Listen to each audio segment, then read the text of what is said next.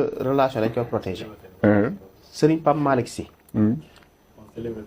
yàlla na ko yàlla yokk yërmande. dafa mos a benn wax ni bu ñu takkee soxna. dafa ànd ak soxna si kër Serigne Cheikh. moom Serigne Cheikh magal na waaye moo ko yar. mu ne ko loo may conseillé ci lii may doog a dugg. Serigne Cheikh daf ko ni na nga protéger sa soxna. góor waroo nangu ñu lay bëtt di accès ci sa soxna parce que yaa ko indi ci kër gi.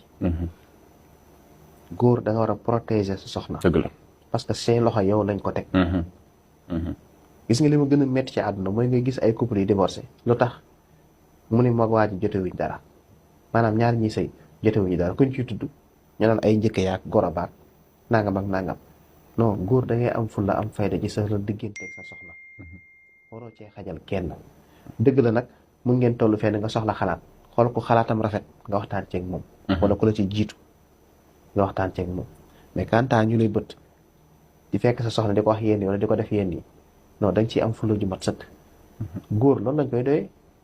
moo tax ñu dénk la moo tax yàlla ne la yaay kilifaam. mais da nga gis ay jigéen yuy sëy sonn lool ci cadre njëkk yeeg goro yi.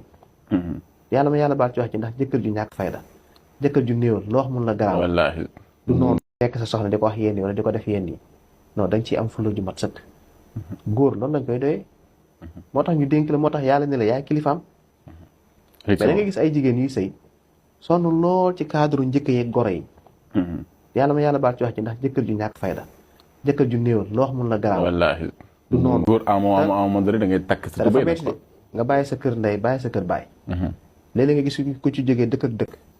ñëw ci kër ndax lan kii nga bëgg ñëw toog ci kër gi mu dalay seetaan ñu lay def yenn yi neexul ci xol.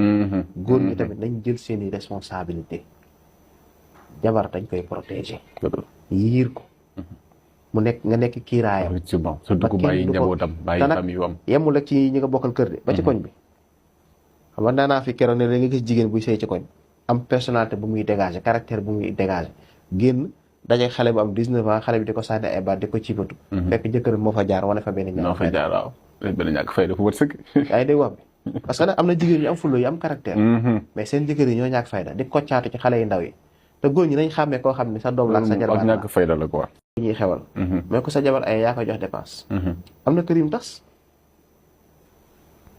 parce que da ngay gis koo xam ni doole yi tolluwul day bëgg ki ay démb li mu taaj du ma dàqale du ma gënle ndugama ru gën a di sambos fekk seen jëkkër yi tolluwul doole day dem ba concurrence ak wujj bi ci kër gi ak jalousie quoi. xam nga la moo gënoon bu fekkee paa baa ngi dund chaque weer nañ dajale ku ci nekk la nga am ñu teg dépense ci loxo góor gi. soxna yi ki ayee suñ xëyee boo nuyee góor gi mun la jàpp dépense nga dem ñëpp toll la duñ xam ko joxe 100 000 ko cotiser 200 000. day tax harmonie kër gi des. très important. bu dee paa bi génn àdduna taawu kër gaa ngi fi. nañ ko dajale teg ci loxoom buñ xëyee ku ayee mu jox la sa dépense. mu jox la sa dépense mais buñ defee par exemple ku ayee sa jëkkër jox la. maag Fallou bokk ndey ak baay.